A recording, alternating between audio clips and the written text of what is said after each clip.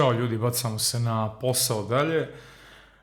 Lekcija 1.4.1.5.1.6 vezano dalje za diverzifikaciju restoranskih ili generalno horeka biznisa, uključujući barove i hotele svakako, da vidimo kako to možemo kad je u pitanju diverzifikacija dodatno da otvorimo nove kanale prihoda, šta da radimo sa njima, kako da ih prodajemo, to jest te proizvode koje otvorimo kao jedan od opcija diverziteta i kako da inkasiramo od toga, to jest osiguramo svoj ugostiteljski biznis na što je više moguće strana. Ovdje se radi o privatnim zabavama, catering, svadbi i kolaboraciji, pa ćemo malo i sa jedne druge tačke gledišta posmotrimo kako to sve izgleda, a onda ćemo u idućem slajdu, to jest u idućem videu odmah danas da vidimo na konkretnom primjeru kako funkcioniše targetiranje kroz Excel. Proizvod jednog biznisa morali bi biti rješenje drugom biznisu ili konzumentu. Koliko god da volimo ono čime se bavimo, što je apsolutna pretpostavka kad ulazimo u nešto i definitivno je puno bolje kad čovjek voli ono čime se bavi. Imamo onu staru dobru da je sve jako kvalitetno staviti na papir, ne samo kad su u pitanju ugovori i neke trivialne stvari tipa task liste i tako dalje, nego isto tako i odraditi u nekakvom target kalkulatoru, odraditi jasno i kvalitetno istraživanje da vidimo da li ono što planiramo da radimo i čime planiramo da se bavimo nekome, da li taj proizvod ili usluga nekome rješava neki problem.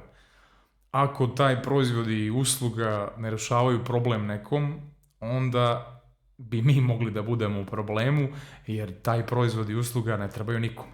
Dakle, ljudi kupuju od biznisa i biznisi kupuju od biznisa B2B, zbog toga što im taj nekakav proizvod, ta nekakva usluga rješava problem koji trenutno imaju u jednom aspektu svoga poslovanja.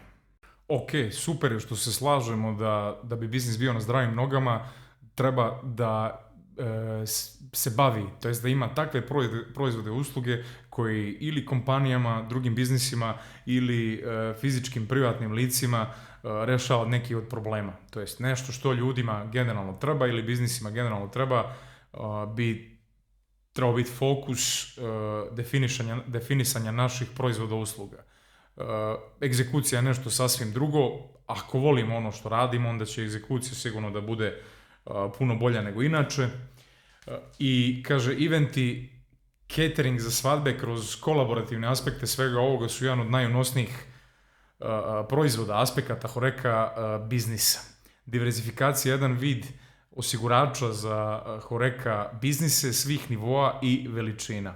Onog momenta kad se a la carte promet smanji i ukoliko smo diverzifikovali naš ugostiteljski biznis na taj način da imamo recimo jako puno evenata, za jako puno festivala radimo bar catering, recimo nosimo vanjske šankove, radimo festivale u kolaboraciji s organizatorom festivala, konstantno se provlači ta kolaboracija, to je osigurač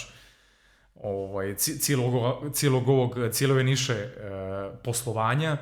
Ukoliko imamo nekoliko dobrih i kvalitetnih saradnika iz raznoraznih niša kad je u pitanju raznih niša biznisa, kad je u pitanju tip ugostiteljstva, ovakva diverzifikacija ugostiteljskog posla, kao recimo što su, dobra ekipa barmena za festivalske evente, za svadbe, dobri fotografi, dobri videografi, nekakav organizator ili organizatorica vjenčanja, gdje je to de facto danas zanimanje kojima se pogotovo mnoge mlade cure bave, onda smo osigurali, iako to sve naravno funkcioniše onako kako bismo mi htjeli ili bar u nekom obimu, onda smo osigurali svoj horeka biznis kroz a la carte.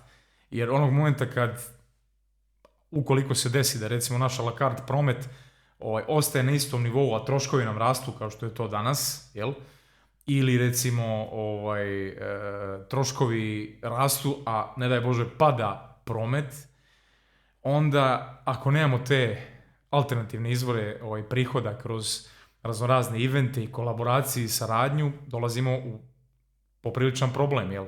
Tako, nema ekonomske opravdanosti biznisa, onda možemo neko vrijeme to da trpimo, ali ne možemo vječno. Vrlo brzo čovjek izgubi interes i to onda ne završi dobro. Tako da bi ovo bio jedan tip osigurača za restoranske i barske biznise, a isto tako i hotelske, a pokazalo se u koroni koliko za hotelske biznise ovo možda bude jedan vid osigurača, jel? Gdje možemo da kao kad uplatimo osiguranje nekakvo za automobil ili osiguramo nekakvu imovinu, možemo da otvorimo sebi najbolje šanse kod i ekstra profita, ali istovremeno i da se riješimo straha i tog potencijala da nam naš redovni a la carte biznis dođe u problem.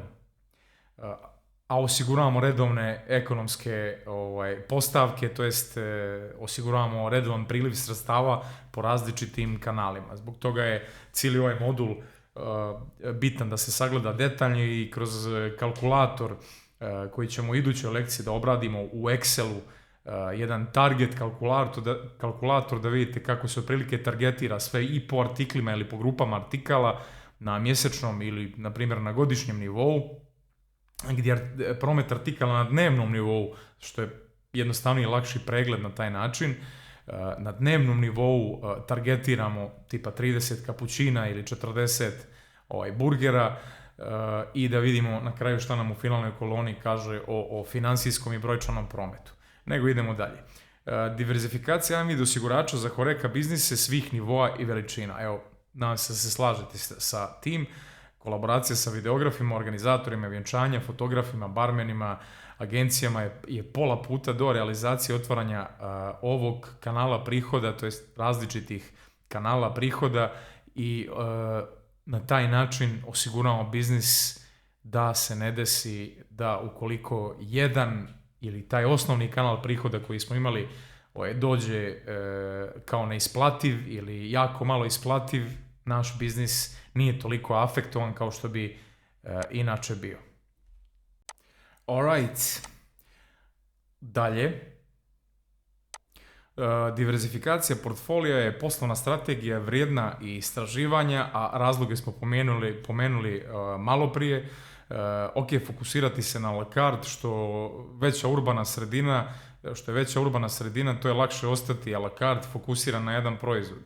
Ako ste recimo u velikoj urbanoj sredini, ako ste u Beogradu, u centru grada, kao što znate, postoje kafane, postoje restorani i hoteli koji traju više od 100-150 godina. Zašto? Pa zašto nema potrebe za pretjeranom diverzifikacijom? Cirkulacija ljudi koji imate na takvim lokacijama je fenomenalna. Ako smo na takvoj lokaciji prodajemo samo jedan tip kobasica, samo jedan tip kobasica sa 10 priloga i imate onaj fast food, kiosk ili nekakvu radnju i to funkcioniše 30, 40, 50, 100 godina bez ikakvih problema. Samo kvalitet proizvoda je bitno da je dobar. Jednom kad se stekne renome, nema potrebe da se bilo šta diverzifikuje. Fokusiramo se na jedan proizvod koji je sjajan, ali taj proizvod bukvalno ne zahtijeva ni pretjeran marketing, zašto 500.000 ljudi prođe kroz centar Beograda danas minimalno. Nema potrebe. Dakle, ok, fokusirati se na la carte na Manhattanu ako ste vi restoran za koji se čeka 3 mjeseca na rezervaciju. Što veća urbana sredina, dakle to je lakše ostati fokusiran na samo jedan period, dug vremenski period. Svima drugima bih preporučio diverzifikaciju. Kroz catering, kroz evente, svadbe, 2 kuhinje u jednoj, pa ćemo doći i do toga i tako dalje. Evo, ovdje ima neki primjer, ne znam da li ste, mislim da je to ulaz sa trga u BG-u, sa trga dole u Makedonsku, imaju nekakve leskovačke kobasice koje su onako nezaobilazne svaki puta kad odem, imaju samo 3-4 vrste kobasice, one neke standardne priloge i kidaju, konstantno je puno i konstantno ima, pogotovo uveče vikendom, ali i svako uveče generalno, tamo nema vikenda, tamo se svaki dan radi, konstantno je red od 15-20 ljudi i ne znam, još 30 ljudi ispred koji jedu. Tako da nema potrebe za pretjeranom diverzifikacijom, osim od onoga što su već izdiverzifikovali, a to je da imaju barem 4-5, jednu ljutu, jednu punjenu sirom, jednu standardnu kobaju i jednu, ne znam, goveđu ili kako god. Znači, ljudi prosto nemaju potrebe pretjerane za nekom diverzifikacijom na evente i ne znam, svadbe i tako dalje. Ok. Na šta bi mogli da obratimo pažnju? Na to da naš proizvod, to jest da rešavanje problema bližem okruženju, kakav tip usluge ili proizvoda treba populaciji u krugu od 5 km. Evo, to je riješeno, toj populaciji, tim turistima koji cirkulišu kroz ovaj Beograd, te super leskovačke kobaje rešavaju sve što treba da im rešavaju. Da utole glad, a možeš da šetaš gradom i da grickaš kobasicu u onom domaćem tijestu, pecivu i da ti bude super iskustvo.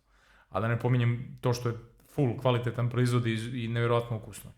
Trgovački lanci angažuju analitičke agencije i plaćaju ih masno. Ukoliko nismo urbani centri od preko 500 kao populacije, fokus bi mogao biti na sezonske, turističke proizvode i usluge. Čak i ako smo na full turističkom mjestu, kao što su, ne znam, možda Kotor i Dubrovnik, Split, Budva, fora je u tome da imamo fenomenalan promet 6 mjeseci ili 3 mjeseca ili 7 mjeseci, a ostatak godine biznis vegetira. Jer nema ni blizu, čak siguran sam da mnogi od biznisa ostatak godine rade ispod granice uspješnosti i rentabilnosti i ekonomičnosti. Na šta još obratiti pažnju možemo?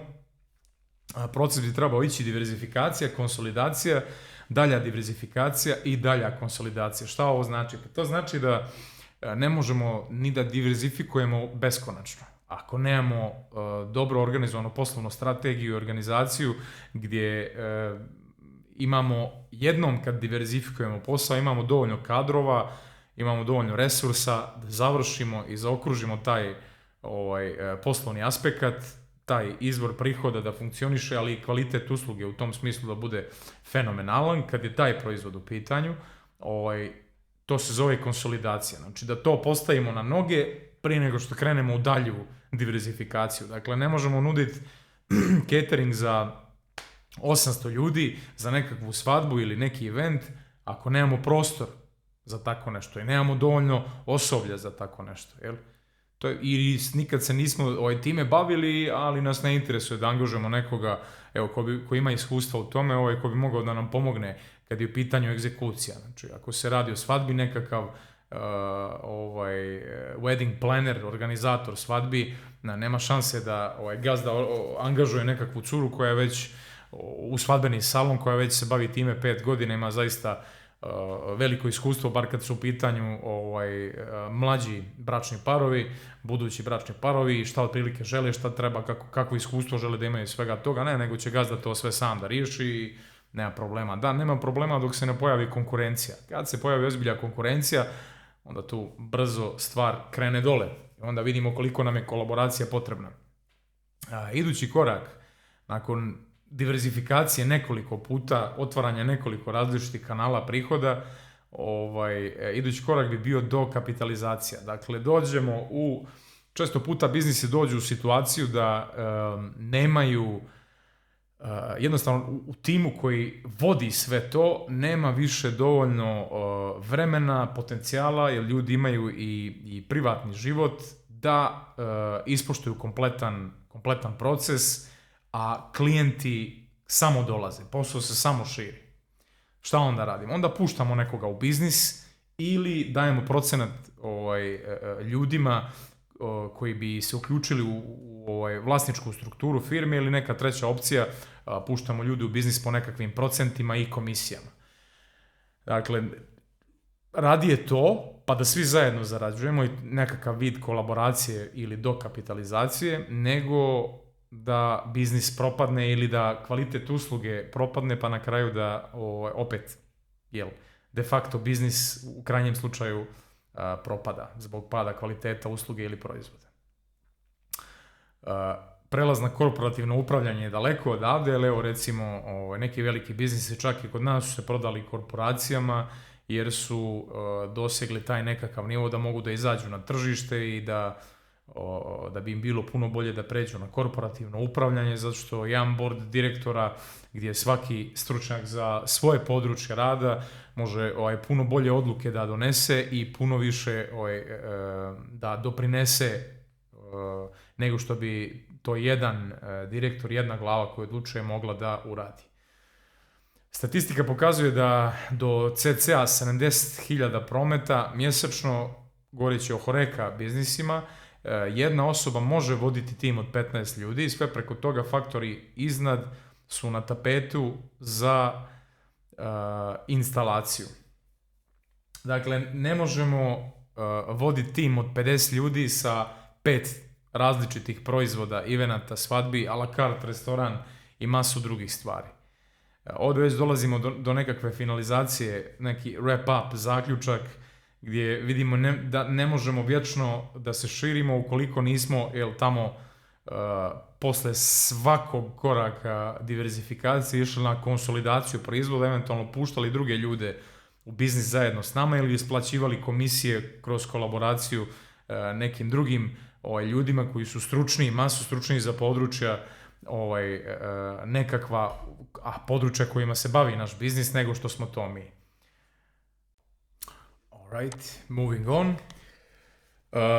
Avangardne varijante diversifikacije portfolija koje meni padaju na pamet i koje sam vidio kroz 22 godine u Horeca biznisu i radeći od Amerike do Rusije su online food and wine shop. Zatim povezivanje sa lokalnim proizvođačima kod događaja, kod festivala, kroz raznorazne lokalne street food festivale ili recimo promocije lokalnih kvalitetnih rukotvorina i domaćih proizvoda, ne znam, pekmeza, sira, tabasco soseva domaćih, to jest ljutih soseva od papričice i tako dalje. Zatim svirke jednom nedeljno, naučiti goste na samo jedan dan, koliko znamo, ako već niste stage bar pa ste navikli goste da svaki dan imate nekakvu svirku, ste neki bajkerski bar, pa da tamo prži konstantno nekakav dobar rock ili hard rock, onda je možda bolje da krenete lagano, da se konsolidujete, vezano za onu priču od malo prije, kroz jedno veče, nakon što naviknete goste da je srijeda večer svirka u vašem baru, restoranu, posle toga možete da širite, da diverzifikujete dalje, dok se ne naviknu na 3 dana, recimo. Da imate nekakve evente, jednom je kviz, drugi put je svirka, treći put je praćenje fudbalske utakmice za svjetsko prvenstvo i kako god. Nuditi coworking space hubovima, ovo sam vidio u nekoliko navrata kod recimo velikih hotela ili hostela, koji su imali ogromne prazne prostore koje nisu iskorištavali i napravili su coworking space hubove gdje je električna energija besplatna, čak i korištenje nekakvih recimo kompjutera za ljudi koji nemaju, a i također mogu da registruju firmu tu kod njih na lokaciji u hotelu, da se prijave kao preduzetnik ili konkretno deo firma. I jako interesantno, onda ti ljudi imaju da će Bog ako im krene biznis, ali i čak i na početku imaju tu da piju kafu, dođu, doručkuju u tom vašem hotelu ili restoranu tog hotela, pa dolaze im ljudi na sastanak, pa imaju poslovne ručkove, pa svašta se tu dešava. Jako interesantna stvar. Integrisati wine shop i grocery shop u restoranu od vina do pekmeza i sira. Velika je šansa da će i turisti i bilo koja druga klasa gostiju, da ukoliko im se svidi nekakav sir, pršut, nekakav proizvod koji neki sastojak i namirnica koji je korišteno jednom od vaših jela, koji ste im naravno poslužili, vidjeti da imate shop tamo, to jest vidjevši da imate shop tamo, pitati da li isti ovaj sir ili isti ovaj pekmez ili nekakav namaz ili šta god, vino može da se kupi u tom vašem shopu. Još jedan od nevjerojatno jednostavnih, a jako podobnih i korisnih vidova diverzifikacije biznisa, gdje bukvalno 5 kvadrata jednog uvučenog prostora ili izolovanog na bilo koji način, 5 kvadrata u vašem restoranu možete da pretvorite u shop, u de facto shop, gdje konobari, ne morate imati radnika za taj shop, gdje konobari, dakle ne treba prodavac, konobari mogu da prodaju na licu mjesta ukoliko je neko zainteresovan da kupi to neko vino u kom je ili sir uživao uz večeru, uz ručak kod vas. Da ponese, jer vi imate nekakvu kraft, nekakav specialty coffee, kupujete kvalitetno zrno od jedne, na primjer, rosterije tu negdje iz vašeg kraja i možete prodajete i kafu, jel? Zašto da ne? Da dodate pekmeze, nekakve sireve iz kraja vašeg autentične. Ako donese 1000 eura neto zarade mjesečno, a u prometnom mjestu sigurno neće manje, riješili ste račun za struju. Ili bar pola računa. Funding events, donatorske večeri i loyalty programi. Ovo posljednje loyalty programi ne funkcioniše baš na najbolji način kod nas. Sa čim bi se ja možda čak i složio da naši ljudi više voli kad ih se počasti večerom, pićem, nego da ide tu nekih 10%. Međutim, evo, tipa za lokacije koje imaju jako puno stranog življa tu našim državama, možda može da se proba. Međutim, ove funding events i donatorske večere su nevjerojatno zgodne i podobne za word of mouth princip i de facto marketing ili televizije i novinske agencije dolaze na takve evente, zato što poznati dolaze na takve evente. Ako imate veliki prostor i želite da napravite nekakvu donatorsku večer, onda definitivno treba to da uradite u kolaboraciji sa nekom javnom ličnošću ili nekoliko njih i da se pozovu svi mediji da se to kvalitetno isprati. Ovo bi definitivno preporučio svima koji imaju malo veći poslovni prostor.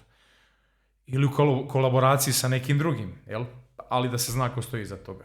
Kulturne večere sa popularnim gostima, movie nights, futbal, stand-up comedy, bezgranične su opcije, samo treba se aktivirati na takvim stvarima i kod ovoga bih napomenuo da je puno lakše vama i što se tiče utrošene energije i utrošenog vremena u sve ovo, da angažujete nekoga ko će da nekoga ko se bavi event politikom. Takvi ljudi obično znaju i kako funkcionišu stvari kad je u pitanju marketing na društvenim mrežama, nekoga ko može da vam pomogne oko ovoga. Kulturne večeri sa popularnim gostima, filmovi, ponedeljkom kvizovi, raznorazni stand-up komedije, futbal, kad dođu svjetska evropska prvenstva po raznim tipovima sporta, ako ste pub naravno, i tako dalje, i tako dalje. Restoran hostess i sales staff kao jedan od faktora. Složit ćete se sa mnom da je puno drugačije kad imamo dvije lijepe djevojke koje radi kao restoranske hostese i stoje ovako ispred ulaza u restoran sa menijima, isprate goste, odvedu ih do garderobe, vrate ih nazad do vrata, povedu ih do kolege konobara, do njihovog stola koji su ovi gosti rezervisali, da stvar puno bolje funkcioniše i puno je bolji experience nego kad ljudi sami otvaraju vrata, ulaze u restoran, traže svoje mjesto, pa im ni konobar ne priđe da kaže evo izvolite ovdje imate slobodno mjesto. Dakle, prošla su ta vremena kad je moglo tako, sad je puno zahtjevnije tržište i hvala Bogu puno jača konkurencija, tako da moramo pazimo na takve stvari. Ako imamo prostora za da oplemenimo osoblje sa nekoliko hostesa koji će da rade i u prvoj, daj Bože, i u drugoj smjeni, pogotovo za večer u drugoj smjeni, onda bi to bilo jedan onako baš top notch investment deal gdje bi experience gosta činjenica da ima nekome da se obrati u svakom trenutku, neko ko pregledava salu i gleda kako teče komunikacija, nekome ko prati da li neki konobar kasni sa nečim, pa može da pomogne, da javi menadžeru, maitre d', kako god nazivamo šefa restorana, glavnog konobara, je definitivno dobra i kvalitetna investicija u finalni proizvod, to jest u kvalitet finalnog proizvoda u restoranima i barovima.